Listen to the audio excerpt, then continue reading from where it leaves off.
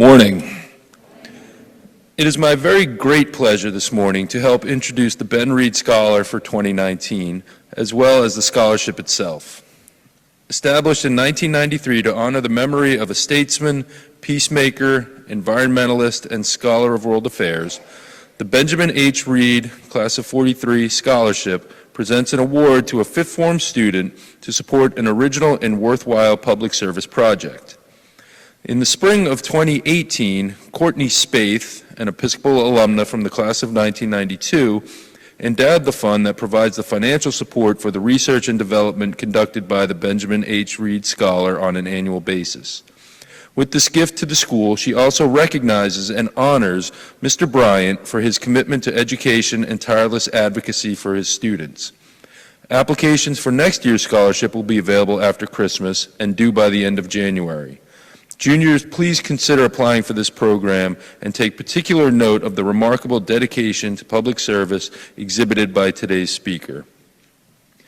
I'm delighted to introduce Juliana Di Carlo, the Benjamin H. Reed Scholar, who used the Chuck Bryant Award to travel to Ghana to address issues of education, healthcare, and income for women. Her project clearly captures the intent of the donors to honor the memory of their distinguished friend, Benjamin H. Reed, and to create at Episcopal a program to reflect the things that mattered most to him in his professional life, public service in both foreign and domestic affairs. Please join me in recognizing Juliana's achievement both in earning the Ben Reed Scholarship and the Chuck Bryant Award.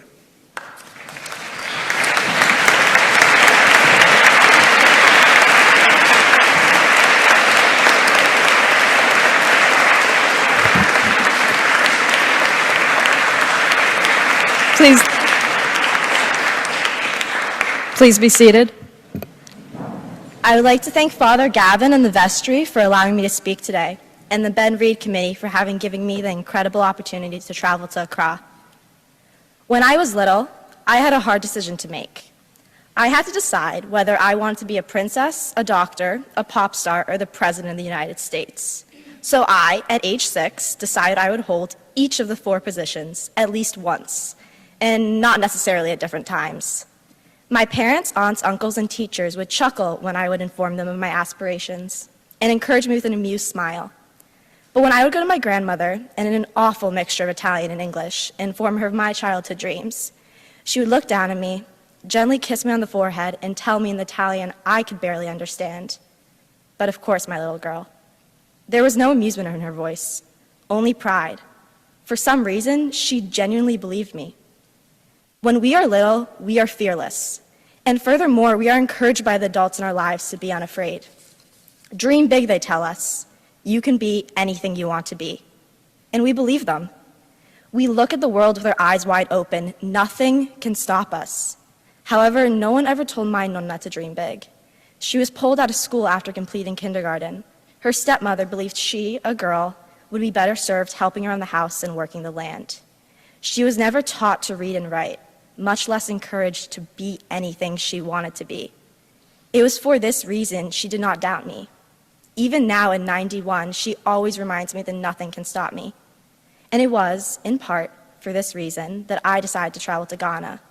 I want to try and help other girls recognize that they too are unstoppable.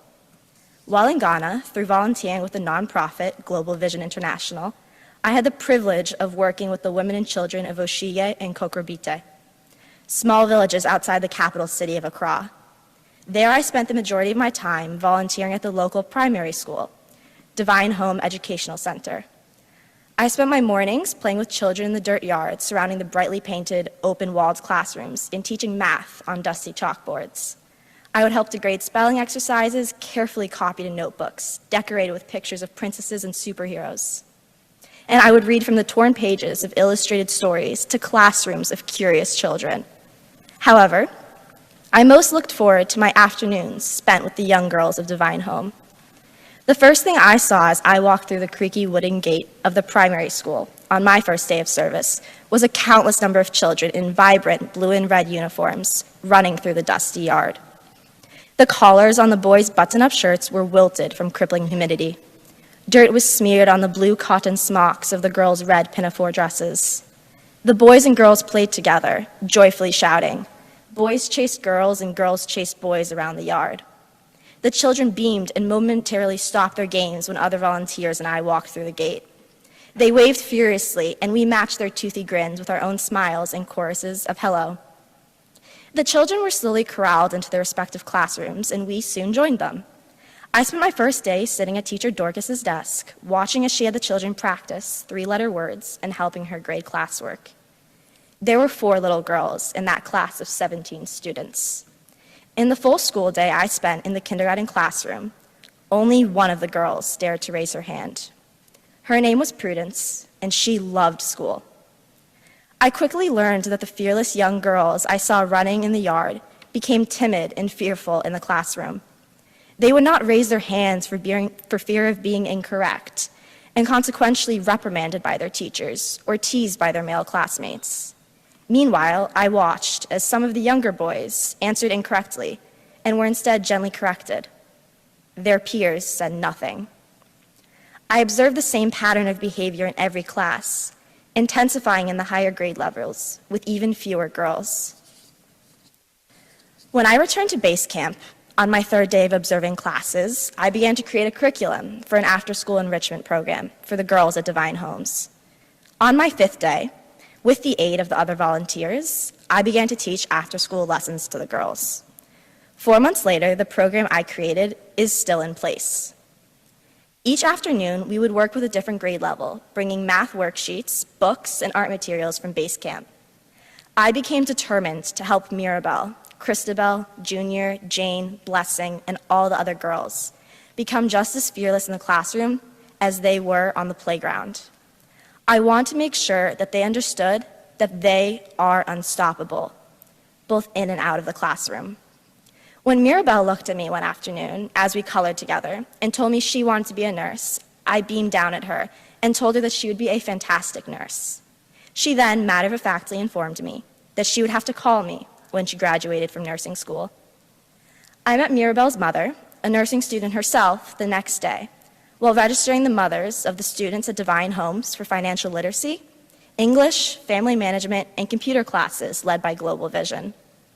While registering the women, we asked them simple questions such as, what is your name, how many children do you have, and can you read or write? We also asked the women, if you could have any job, what would it be? While Mirabelle's mother informed us she was already pursuing her dream job, the majority of mothers looked at us in surprise upon being asked the question. They would then ask us if we meant for their children. And when we informed them that we wanted to know their dream jobs, their eyes would light up as they excitedly informed us that they wanted to be hairdressers, celebrities, teachers, or shop owners. One woman looked at me and simply stated, I don't know. No one has ever asked me that. Like my nonna, most of the women I met those 2 weeks were never encouraged to dream big. As I sat at the short wooden table in Teacher Kofi's pre-kindergarten class the next afternoon, just as my nonna has always told me, I made sure to tell all of the 8 little girls sitting around me, looking up with their beautiful, wonder-filled chocolate eyes, that they are unstoppable. In silence, let us reflect on what we have just heard.